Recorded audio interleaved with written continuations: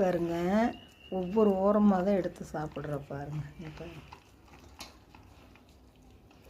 பறித்து வைக்க மாட்டான் ஓரமாக, அதுக்குள்ளே என்னமோ சத்தம் கேட்குது, அந்த பக்கம் போகிறான். தண்ணி குடின்னு சொன்னோன்னா தண்ணி வந்து குடிக்கிற பாருங்க.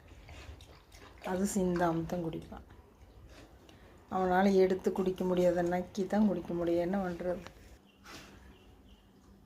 அவள் பாருங்கள், எவ்வளோ இடம் இருந்தாலும் சைக்கிளுக்கு பின்னாடி வைத்த படுப்பா. பைக்கு ஸ்கூட்டி இருந்தால் அதுக்கு பின்னாடி தான் போய் படுப்பா. அவங்க ஞாபகமாக அங்கே போய் படுத்துக்கிறது வர வரைக்கும். பாருங்கள், நான் சொன்ன மாதிரியே சைக்கிள் கிட்ட போகிற பாருங்க படுக்கிறதுக்கு. மோப்பம் பிடிச்சி சுற்றி வந்துட்டு அப்புறம் தான் படுக்கிறது. எதுக்கு இத்தனை தடவை சுற்றுறான்னு மட்டும் பாருங்கள். படுத்தாச்சு, அவ்வளோதான். இந்த சைக்கிள் வந்து என்னோடய பேரனை நினச்சிட்டு வந்து படுத்துக்கிறது. பைக் இருந்துச்சுன்னா அவங்கள நினச்சிட்டு, வண்டி இருந்துச்சுன்னா அதுக்கிட்ட போய் படுத்துக்குவா. கார் இருந்துச்சுன்னா காருக்கடியில் போய் படுத்துக்குவா. படுத்தாச்சு.